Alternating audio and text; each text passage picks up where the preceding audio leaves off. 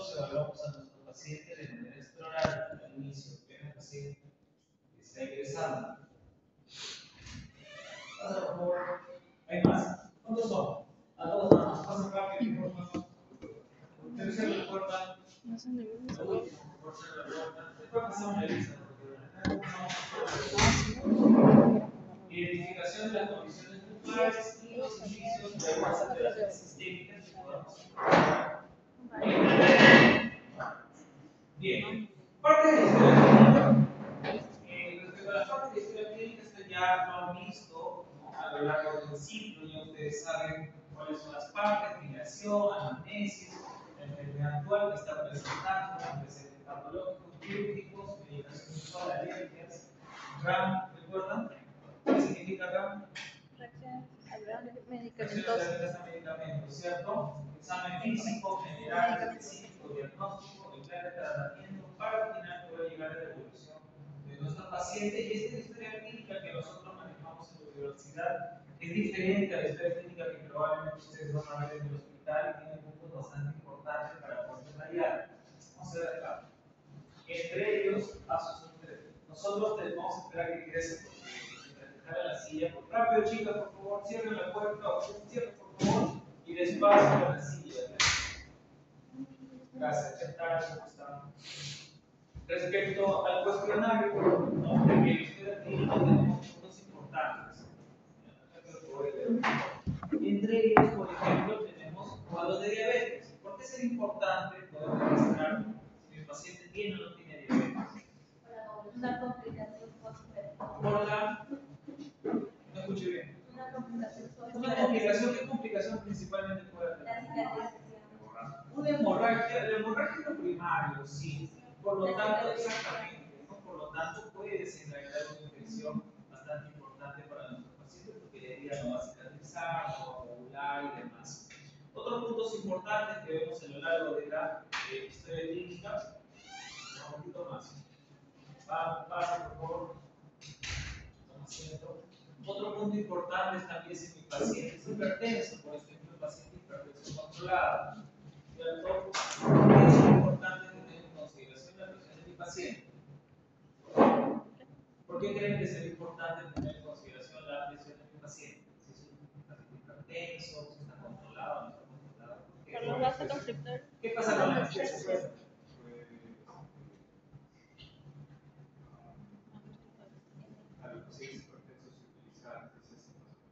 ¿Por qué?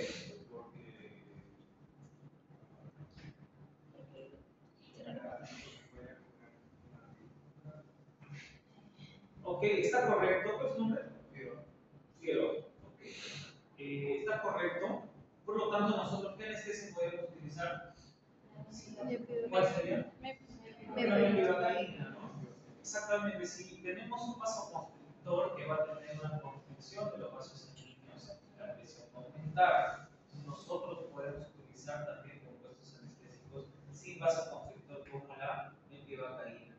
Otro tipo de anestésicos para tener cuidado tendría que ser la lidocaína y principalmente ¿cuál más? La articaína, ¿cierto? La articaína que es bastante frágil y prolongada, sobre todo su efecto anestésico. Entonces es importante considerar algunos detalles para poder trabajar con nuestros pacientes. Otro tipo de inconvenientes que nosotros podamos encontrar, aparte, bueno, dentro de los principales, porque son varios, podemos tener pacientes que han tenido radioterapias, ¿no? Todos saben los tratamientos convencionales, aparte de ocupación quirúrgica para las operaciones. ¿Cuáles son normalmente los tratamientos? ¿O conocen los tratamientos oncológicos? Quimioterapia, radioterapia. En nuestra área, principalmente cuando tenemos pacientes que hayan tenido cáncer de tiroides o radioterapias en cabeza y cuello, principalmente, vamos a tener, porque existe evidencia, un cuadro de osteomegalicrosis. Eso significa que son más propensos los tejidos óseos a una fractura. Por lo tanto, si yo una exodoncia, una pieza 3.8, un 4.8, un remanente radicular con endodoncia, pieza anquilosa y es más complejo de extraer, tengo que tener mayor cuidado para poder hacer extracción. Probablemente tendré que hacer un colgajo, probablemente haré una autosección, osteotomía, recuerdan, más o menos, no mucho, ustedes se vayan a preguntar. Poco a poco voy a recordar su nombre. Otro punto también importante, ¿no? Nosotros podemos tener algunos cuadros de alergias, ¿no? Actualmente los pacientes incluso con cuadros de alergia tienen, ¿cierto? Una tarjeta o una pulsera, porque en este caso pueden ser pacientes, vamos a ver qué pasa sus padres. Rápido, chicas, pasa, cierren la puerta, por favor. Gracias, con las sillas, ¿ya?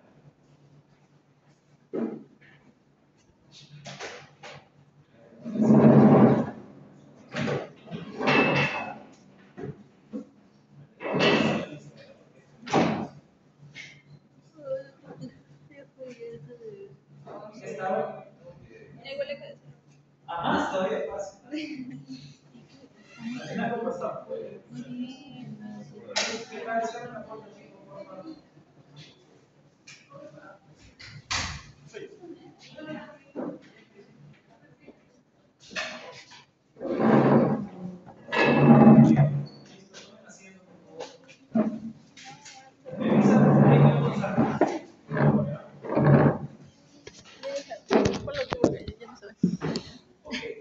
Punto también importante dentro del es la prestación.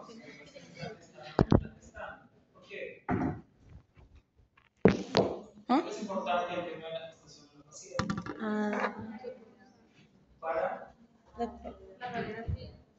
Para la medicación. los primeros. ¿Cuáles son los meses más críticos? Los 3 primeros, ¿no? Los 3 primeros meses nosotros tenemos que evitar, por ejemplo, exámenes de imágenes o probablemente fármacos que puedan ser teratógenos para el paciente, para la paciente, ¿no? Otro punto importante también, tenemos el cuadro de osteoporosis. Nosotros, y siempre lo pregunto, ¿tenemos osteoporosis en maxila y mandíbula, sí o no? ¿Tenemos osteoporosis en los maxilares? ¿Qué opinan? Cuando yo digo osteoporosis, ¿qué se le viene a la cabeza primero? Hueso. ¿Perdón? Hueso. Ok, obviamente hueso, pero algo más. Una persona mayor de repente, ¿no? Un adulto mayor probablemente. Los cuadros de osteoporosis normalmente se dan en pacientes adultos mayores en los huesos largos, ¿cierto? Sin embargo, nosotros, cuando por ejemplo, vamos a suponer que acá nosotros tenemos piezas dentarias, tenemos una acá, tenemos otra acá, y este diente el paciente lo pierde. Bien, si este diente el paciente lo pierde, la encía que estaba aquí, si el paciente no se rehabilita, ¿qué sucede? Otra palabra, se reabsorbe, ¿no? Tenemos una reabsorción ósea, ¿no? Que es diferente en este caso a un cuadro de osteoporosis. Nosotros tenemos reabsorción de las crestas óseas o reabsorción del reborde óseo. Pero ¿por qué es importante? Son pacientes que tienen cuadro de osteoporosis, toman normalmente, no sé si tienen un familiar o de repente que toma algún tipo de fármaco, toman fijadores de calcio, ¿no? El fijador de calcio, por lo tanto, ¿qué va a aportar? ¿Qué va a aportar el fijador de calcio? Por lógica. Y porque si tienen linfocitos de osteoporosis, ¿qué células tienen el mayor porcentaje? Clastos. ¿Cierto? Entonces los fijadores de calcio van a ayudar a que haya mayor cantidad de osteoblastos. ¿Y por qué yo hago énfasis en este cuadro? Porque para implantes dentales es importante saber si mi paciente toma o no toma fijadores de calcio, porque me va a cambiar un poco la orientación del implante. Bien, acá tengo un poco más visible parte de la historia clínica porque ahí no se ve mucho, ¿no? Otro punto también es el rechinamiento de los dientes, el apretamiento de los dientes, es el bruxismo. El bruxismo, ¿cómo lo pueden definir? Como es una parafunción. Es una parafunción porque el paciente lo hace de manera inconsciente, normalmente lo hace en las noches, ¿no? ¿Y cómo lo podemos solucionar? Una férula. Sí y no. ¿Perdón? ¿Cómo desarrolla el mandíbula?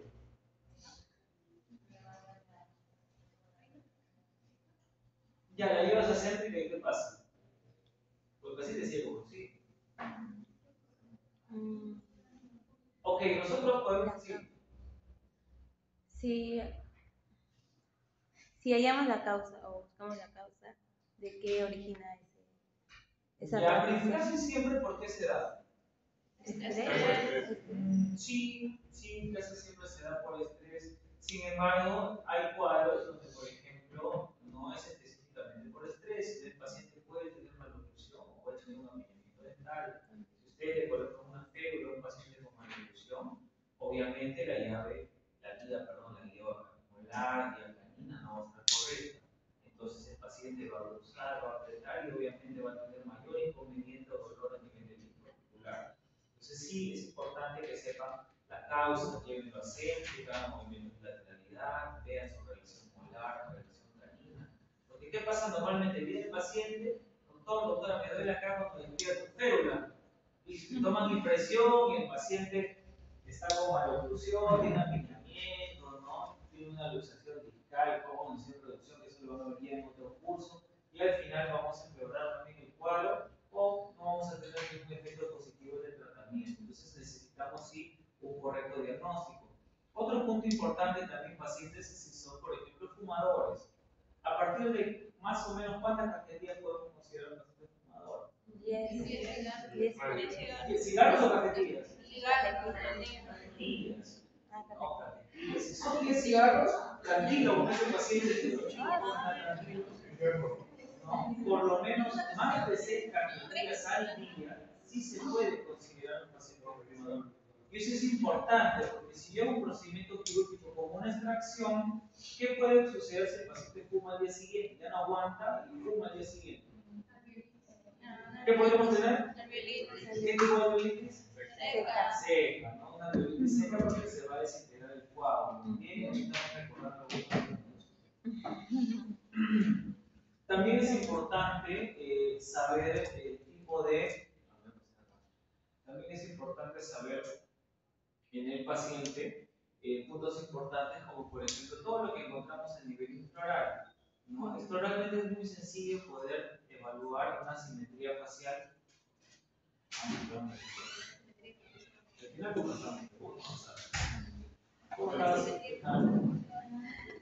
Otro punto también importante, no vamos a esperar porque el frío la silla. Bien. Otro punto importante a nivel intraoral, no solamente nosotros revisamos dientes, ¿no? Podemos revisar paladar, lengua, mucosas, encía. ¿Qué me importaría evaluar en el paladar, por ejemplo? Si es profundo, ok, si tiene un paladar profundo, otra cosa. Si hay torus, ¿no? Si tenemos torus mandibular, bueno, obviamente mandibular, palatino. ¿Qué más? Las arrugas palatinas, ¿por qué? O sea, cuando yo cuento, el paciente tiene 8 arrugas palatinas con este tipo, ¿por qué es importante? Sí sería importante. Ustedes no están llevando todavía odontología forense. ¿Qué ciclo es? El séptimo. Séptimo, ¿no? Octavo, creo. ¿Ustedes están en? Sí, el séptimo. El sexto ciclo, bueno, hay una combinación de varios ciclos, supongo, ¿no? Pero van a llevar un curso de odontología forense, ¿no? Que existe la especialidad de odontología forense. Por eso es importante en los exámenes auxiliares tomar fotografías o modelos de estudio. ¿Por qué? Nosotros, por ejemplo, si tuviéramos, imaginemos, hay un siniestro en la científica, esperemos que no, y justo en este salón, ¿no? Quieren saber efectivamente, quieren hacer un reconocimiento de repente de, imaginémonos, ya todas las fases, el rostro, no vemos absolutamente nada en el paciente, pero literalmente la forma palar, el número de arrugas y la forma de arrugas sí puede ayudarme a encontrar a un paciente, por ejemplo, que no esté, digamos, como abierto, ¿no? O no esté encontrado en un siniestro, por ejemplo. Otro punto es la telescopía y demás que ustedes van a ver en otro curso. Bien. ¿Qué más me importaría saber en el paladar? ¿Ya? Forma. Más allá de la textura, la forma. ¿Por qué la forma? Porque nosotros podemos tener un maxilar. ¿Cómo se llama el maxilar cuando no tiene mucho espacio, hay apiñamiento y demás? Es un maxilar atrésico, ¿no? Es un maxilar que tiene atresia, por lo tanto hay un apiñamiento que casi siempre se da, ¿no?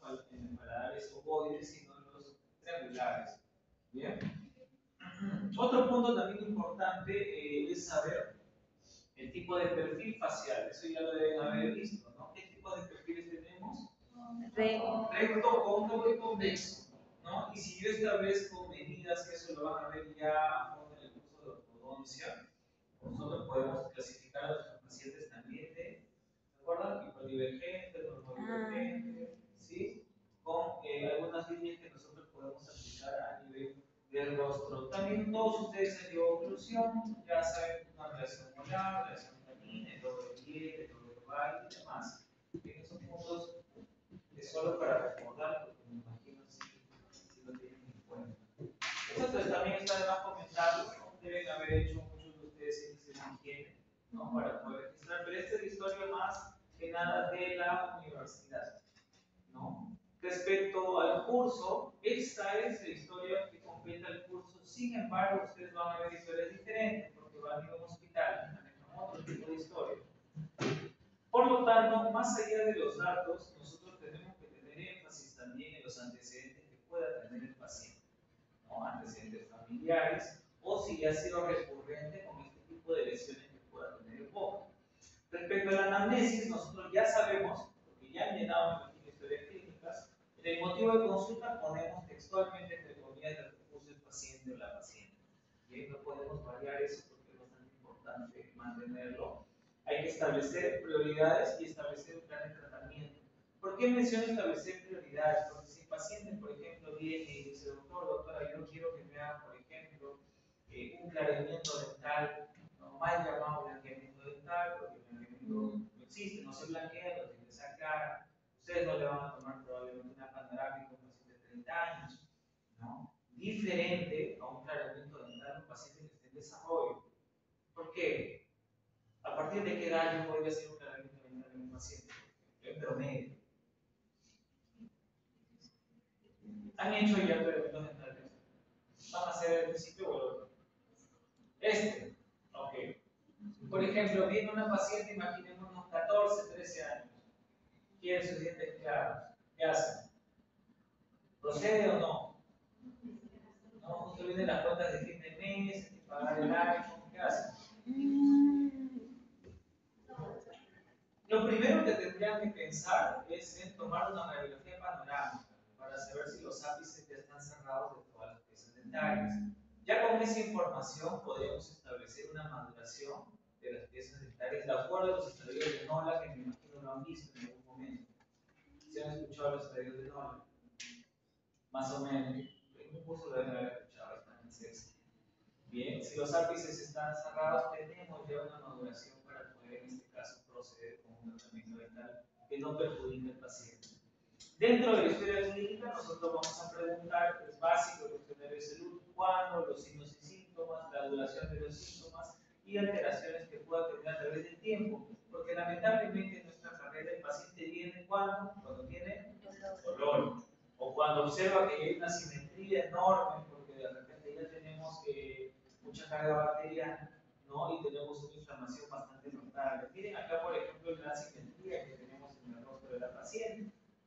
Ahora, nosotros en estos casos, obviamente son trabajos que no se van a realizar en una consulta convencional, ¿no? Muchas veces vamos a tener que derivar para que sea un manejo hospitalario.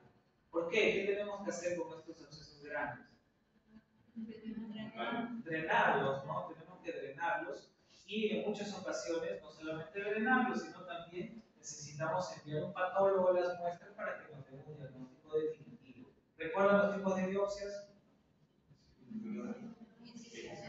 Incisional, ¿no? Había una biopsia también de aspiración, ¿no? Para algunos tipos de lesiones que sean de contenido líquido. Obviamente los antecedentes médicos que tienen que estar correctamente establecidos en la historia clínica porque podemos atender pacientes que estén tomando medicamentos, uno muy clásico en adultos mayores, la conocida aspirina. ¿No? ¿Han escuchado la aspirina? El ácido acetilsalicílico, ¿qué es lo que hace? Es un... Ok, por lo tanto es un antiagregante plaquetario, ¿no?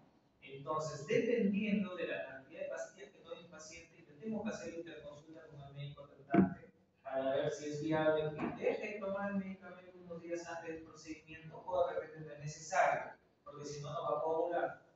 Bien, entonces las interconsultas son importantes. Antecedentes médicos respecto al cuestionario de salud, esto es en general básicamente lo que nosotros tenemos que siempre estar haciendo énfasis con nuestros pacientes, es fácil de comprender. Antecedentes personales, preguntas relevantes que podamos en este caso tener con nuestros pacientes: reacciones alérgicas, uso de corticoides, anticonceptivos, embarazo, enfermedad cardíaca reumática, asma y enfermedades infectocontagiosas, que casi siempre no nos van a decir, ¿no? Ningún paciente que estudia clínica te va a decir que tengo VIH. Por eso a todos los pacientes, no solamente en hospitales, sino en clínica, tenemos que tratarlos como pacientes potenciales de riesgo. Por eso me imagino, todos están, no hay vacuna en este caso contra el SIDA, pero sí tenemos vacunas importantes que aplicar. Por ejemplo, ¿qué vacuna? ¿Cuál? Ok, a ver, vamos a nuestra área como odontólogo. Hepatitis, uno. Otro, no me van a decir papiloma. Otro, tétano, el tétano, ¿no? Es importante que nosotros tengamos ya este tipo de vacunas. ¿Por qué es importante saber si mi paciente toma o no toma anticonceptivos? Hay un montón de cosas para hablar acá, pero yo solo me voy a centrar en una para poder avanzar. La coagulación, ¿por qué?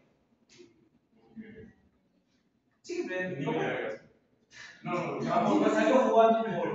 Ok, sí, en este caso, por ejemplo, sí está demostrado que pacientes, en este caso femeninos que toman anticonceptivos, sí se evidencia un retraso en la coagulación. Por lo tanto, si yo hago un procedimiento quirúrgico, es muy probable que tengamos cuadros también de alveolitis, principalmente alveolitis seca, porque no se va a formar un coágulo muy estable, se puede desprender. Uso de corticoides también, bueno, esto es importante porque usted ya llevó el curso de farmacología. Nosotros podemos tener pacientes alérgicos a los AINES, ¿no? Los AINES son los fármacos que comúnmente recetamos. Si mi paciente es alérgico a los AINES, ¿por qué puedo optar? ¿Qué le doy? Dime, está igual que hace un año. ¿Qué podríamos hacer? Que se aguante nomás. Opioides, exactamente, ¿no? Podríamos brindarle también opioides. Un ejemplo. Podría ser también el tramador. Y hay que tener cuidado con el tramador porque siempre se da un protector gástrico, ¿no? Muchos pacientes que toman el tramador normalmente tienen el tubo porque es protector del fármaco. Bien. Examen físico, obviamente, si nosotros tenemos cuadros de cefalea, vértigos, desmayos, insomnio, oídos, disturbios auditivos, dolor, diplopía, disminución de la agudeza visual, que todo esto obviamente desencadena un cuadro inflamatorio grande, visible a nivel extraoral. Respecto al examen físico, nariz y en este caso los senos principalmente los maxilares, si tenemos rinorrea, epistaxis, oclusión nasal, anosmia, etc. Esto sí es importante también, este primer punto, ¿no? Porque puede tocarles un paciente que ya tenga una comunicación mucosinusal, o un paciente que se le ha hecho una extracción, que se le ha hecho la comunicación, ¿no? Entonces sí es importante el tema de la consulta en este caso.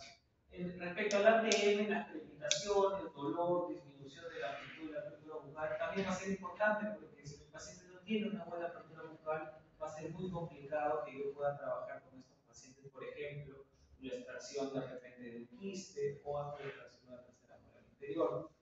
Pero existen técnicas también de anestesia con boca cerrada, ¿recuerdan? Si mi paciente no abre mucho la boca, ¿qué técnica de anestesia puedo utilizar, por ejemplo?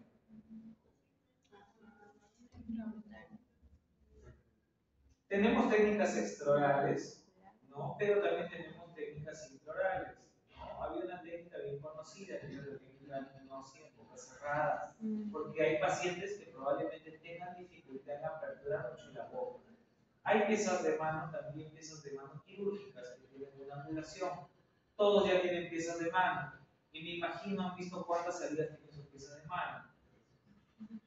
¿Cuánto es recomendable en promedio que tengan la salida de las piezas de mano? 3, ¿no? A veces hay 5, 8, pero vayan al paciente.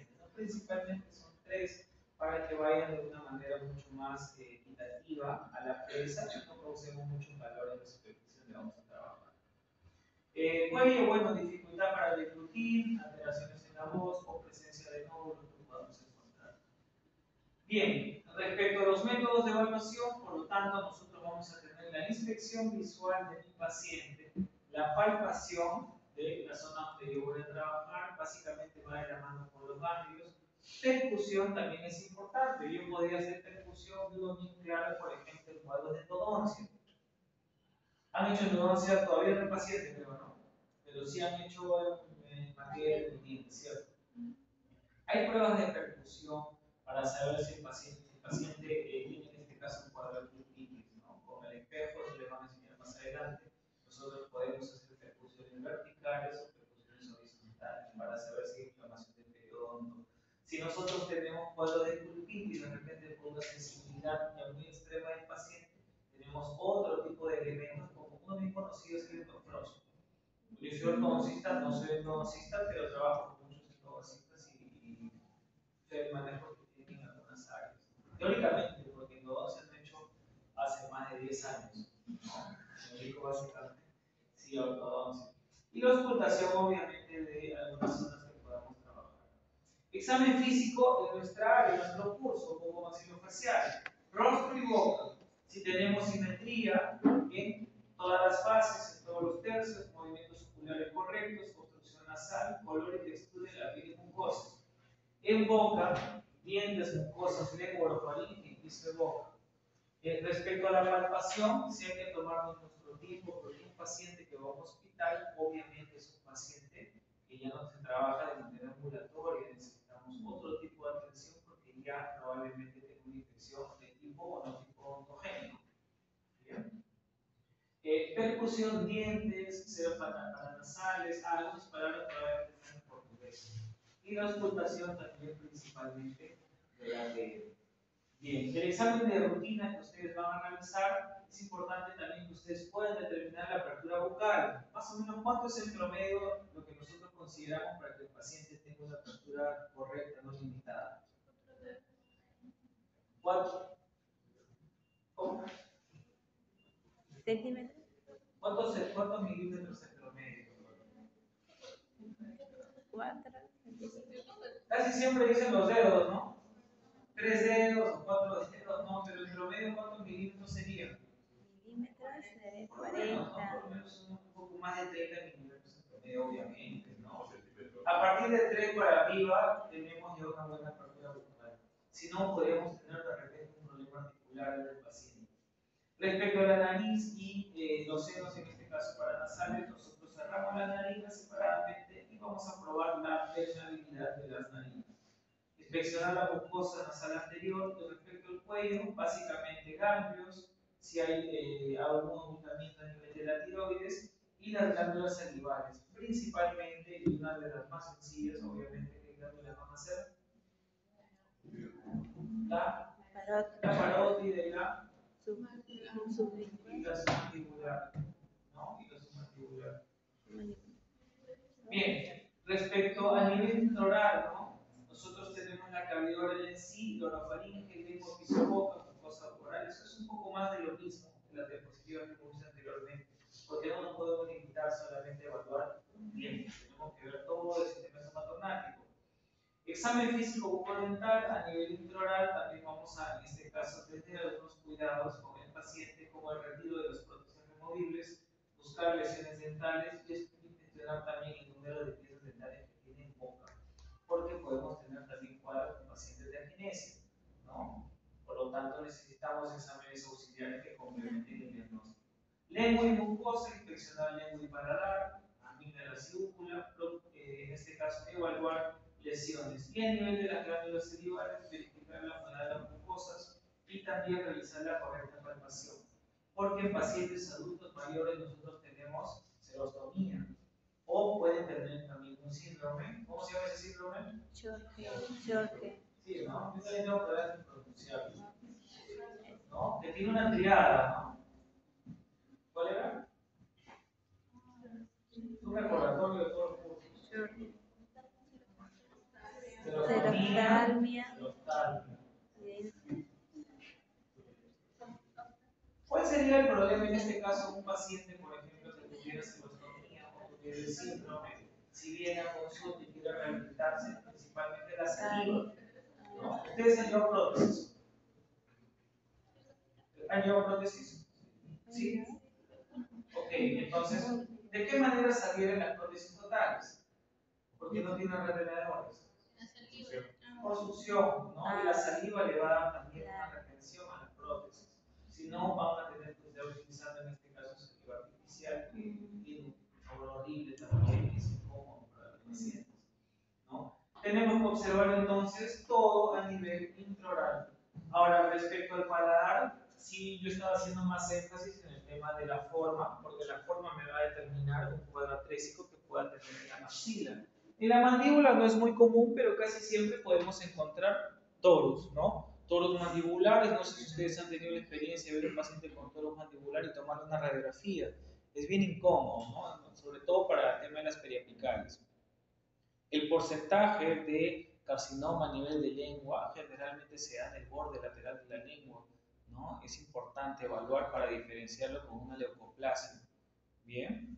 Otro punto también importante, nosotros podemos observar acá, tenemos estas famosas lesiones que se llaman, ¿recuerdan? Sí.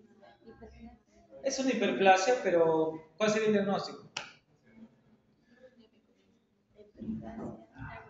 Es por una prótesis. ¿Cómo? Es debido a una prótesis. Sí, en este caso, cuando tenemos prótesis mal adaptadas, pueden generar un cuadro de épulis, ¿no? Podemos tener un épulis y por lo tanto tendríamos que hacer toda la excisión de la lesión y trabajar una prótesis total. Casi siempre se da en prótesis removibles y totales. Podemos tener también piezas dentarias con problemas periodontales, lesiones de caries bastante grandes y extensas, y se puede requerir también extracciones múltiples o seriadas. Bien, por eso es importante ver al paciente de frente, de perfil. Ustedes van a llevar más adelante también el curso de ortodoncia, donde van a enseñarles a hacer las medidas cefalométricas, porque hay medidas para poder establecer tercios de rostro y poder saber si son proporcionales. Lo mismo con la vista de perfil de nuestros pacientes, ¿no? Tenemos los perfiles cóncavo, recto y convexo. Imágenes auxiliares que nosotros podamos necesitar, convencionales como las tomografías con BIM, tan rápido, ok, gracias. Tomografías con BIM, tenemos en este caso tomografías axiales computarizadas y también RM, que son las resonancias, ¿no?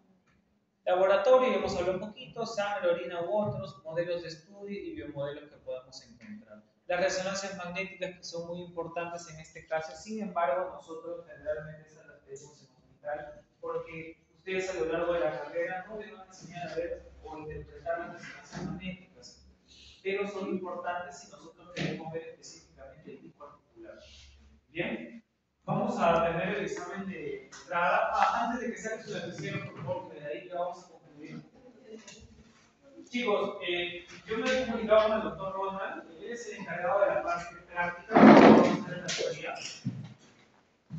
Todos ya saben que es en la cámara 1, 2, en el segundo piso, gracias, 2 en el segundo piso y 3 con el uniforme gris.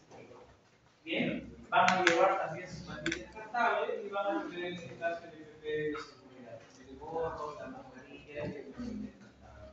Por favor, traten de llegar temprano, voy a entrar de ¿todos tienen clases? ¿Hay clases antes? Sí. Voy a darle chance hasta las 9:40. ¿Ya?